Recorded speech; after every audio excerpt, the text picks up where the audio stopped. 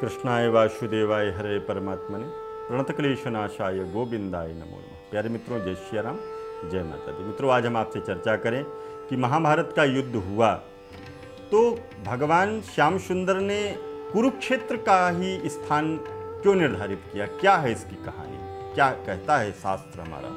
महाभारत का युद्ध कुरुक्षेत्र में लड़ा गया।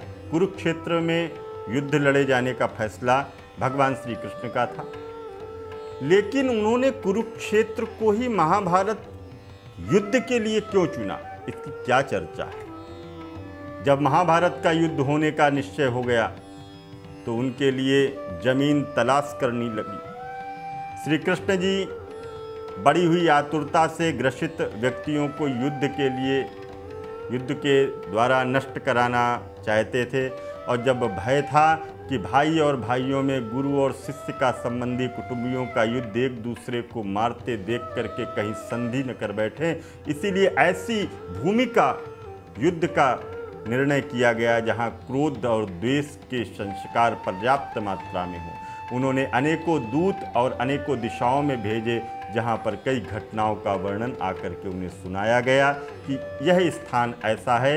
एक दूत ने आकर के सुनाया कि अमुक जगह बड़े भाई ने छोटे भाई को खेत की मेड़ में बहते हुए वर्षा के पानी को रोकने के लिए उस पर स्पष्ट इनकार कर दिया और उलाहना देते हुए कहा कि तू ही क्यों न बंद कर आवे, मैं कोई तेरा गुलाम नहीं हूँ। इस पर बड़ा भाई आग बबूला हो गया। उसने छोटे भाई को छुरे से गोद करके मृत्यु दे दिया और लाश को पैर से घसीटता हुआ उस मेड़ के पास ले गया जहाँ से पानी निकल रहा था, और उस लाश को वहीं पर कुचल करके जमीन में दबा दिया।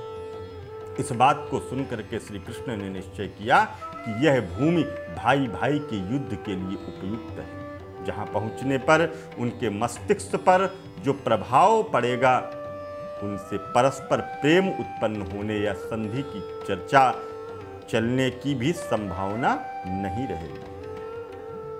वह स्थान कुरुक्षेत्र था और वही युद्ध रचाया गया। तो इस तरह से कुरुक्षेत्र में भगवान ने उस शुभ युद्ध को कराया। महाभारत की यह कथा इंगित कराती है कि शुभ और अशुभ विचारों एवं कर्मों के संस्कार भूमि में देर तक समाये रहते हैं, इसीलिए ऐसी भूमि में निवास करना चाहिए जहाँ शुभ विचार हों, शुभ कर्म हों और सामवेश हो। ऐसी भूमि पर रहना चाहिए, क्योंकि वह भूमि पर, जैसी भूमि पर हम रहेंगे उसका सुंदर भाव भी हमारे जीवन में आएगा।